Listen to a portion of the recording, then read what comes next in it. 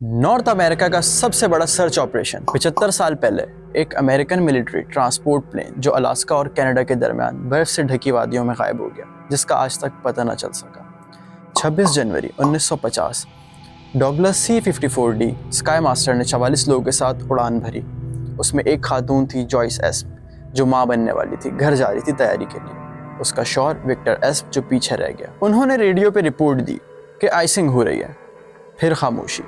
Plane अगला signal नहीं भेज सका और फिर शुरू हुआ नॉर्थ अमेरिका का सबसे बड़ा सर्च ऑपरेशन। लेकिन तबीयत ने साथ नहीं दिया। ब्लिजर्ड्स, एक्सट्रीम ठंड और सर्च करने वाले प्लेन्स भी क्रैश होने लगे। जब ऑपरेशन माइक चल रहा था तो एक और हादसा पेश आया। B-36 बॉम्बर, जिसमें न्यूक्लियर बॉम्ब था, गिर गया। सबका ध्यान उधर चला गया। फैमिलीज इंतजार करती रहीं। लोगों ने साइकिक लेटर्स भेजे, उम्मीद दी, लेकिन कुछ भी ना मिला। विक्टर एस्प, जिसने कभी उम्मीद नहीं छोड़ी, उसने अपने घर का एक कमरा सर्च सेंटर बना लिया, मैप्स, लेटर्स, रेडियो वगैरह के लिए। बाकी फैमिलीज भी तन्हा इंतजार करती रहीं जवाब के लिए। लेकिन ये राज आज भी जिंदा है। आज भी फैमिलीज, पायलट्स और वॉलंटियर सर्च कर रहे हैं। हर स्प्रिंग जब बर्फ पिघलती है, एक नई उम्मीद पैदा होती है कि शायद कुछ मिल जाए। अलास्का में प्लेन्स एक एक करके नहीं, बल्कि पूरी खामोशी के साथ गायब हो जाते हैं, जैसे वक्त ने उन्हें निगल लिया। स्काई मास्टर को ढूंढना ये सिर्फ हिस्ट्री का केस नहीं, ये उन फैमिलीज के लिए है जो आज भी उम्मीद लगाए बैठे हैं। 75 साल गुजर गए, लेकिन आज भी सर्च जिंदा है।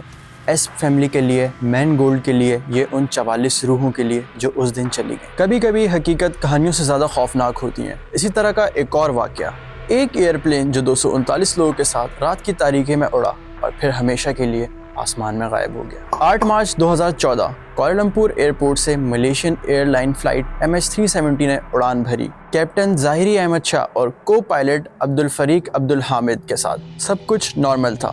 लेकिन ठीक 1 घंटे बाद जब फ्लाइट 35,000 फीट की बुलंदी पर थी तो अचानक रडार से गायब हो गई।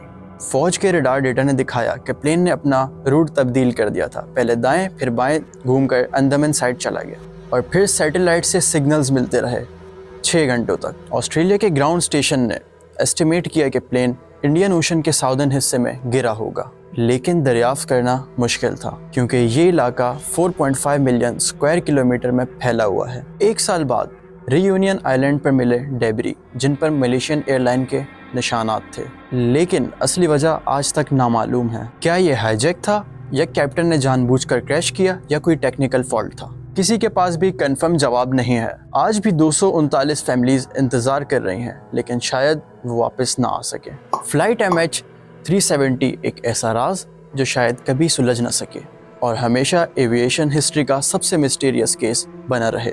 अगर आप भी हैरान हैं तो हमारी इस वीडियो को लाइक करें, कमेंट करें और हमारे चैनल को सब्सक्राइब करें। Thank you.